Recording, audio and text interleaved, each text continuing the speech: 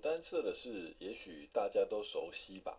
可能在历史课曾经听过，琉球渔民漂流到台湾，被原住民杀害，然后清朝不管，结果日本人就跑来打原住民。听到这里，不觉得台湾人问号吗？台湾不是清朝的吗？怎么不管了？琉球人死了，跟日本人又有啥关系？我们来一件一件看看。首先，琉球呢，虽然是明朝跟清朝的属国，但自从明朝晚年，琉球就已经变成日本的形状了。凶手就是琉球的邻居，那个会全员大喊 "Chesta" 的萨摩藩。事情发生的当下，日本正在明治维新的势头上，当然要体现作为强国的担当。所以一听到琉球渔民在台湾岛上被杀害，这个机会太好了，迫不及待就跑来当大哥。想出把国际风头之外，还可以顺便把很多失业的末代武士带出来打仗，免得留在国内又制造问题。这不是计划通吗？虽然本来是想像前人那样打朝鲜，但 who cares？反正打仗大家都能发大财嘛，又不是在自己家，当然拍手叫好啊。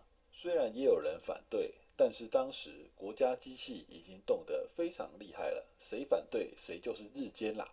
当时英国、美国都反对日本出兵，日本政府大员也都出面喊停，但是西乡重道还是硬要把3000多人带去台湾，说什么以贼徒之姿指导生番巢穴，绝对不会累及国家。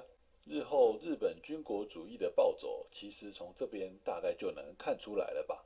这边我们也要帮当时的原住民说话，他们不是随便出草，而是为了保卫自己的领地。怎么说呢？虽然日本出兵发生在1874年，但琉球渔民早在1871年就已经死了。1871年，宫古岛渔民66人，又因为台风而漂流到台湾。上岸后还被汉人骗抢行李，想逃离汉人，结果又巧遇排湾族的原住民。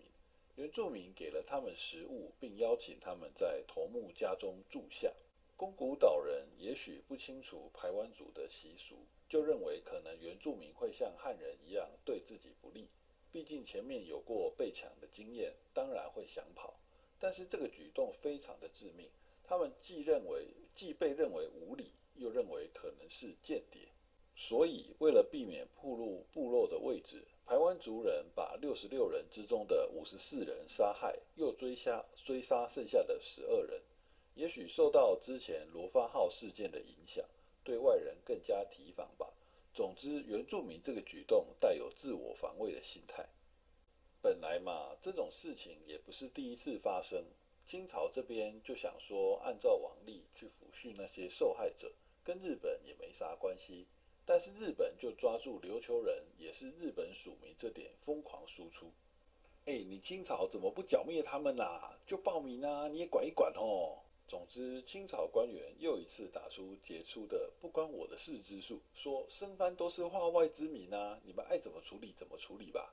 于是就有了日本后来出兵的缘由。果然又是清朝不理会的锅。反正清朝就这样嘛，台湾地属偏远，翠娥小地，上面的事情能推就推，能闪就闪，我想大家也是见怪不怪了。如果有些官员热血上头，要认真处理，通常朝廷也不会太多理会。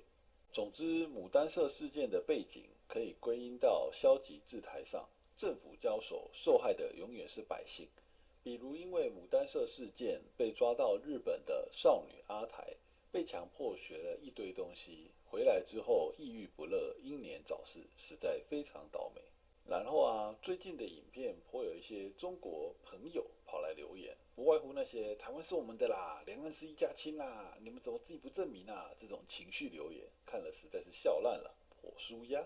大家有空的话，可以跟对岸的这些自称是我们兄弟的人交流交流啊。这期先到这边，非常欢迎大家继续点赞、订阅，了解更多跟历史相关的小故事吧。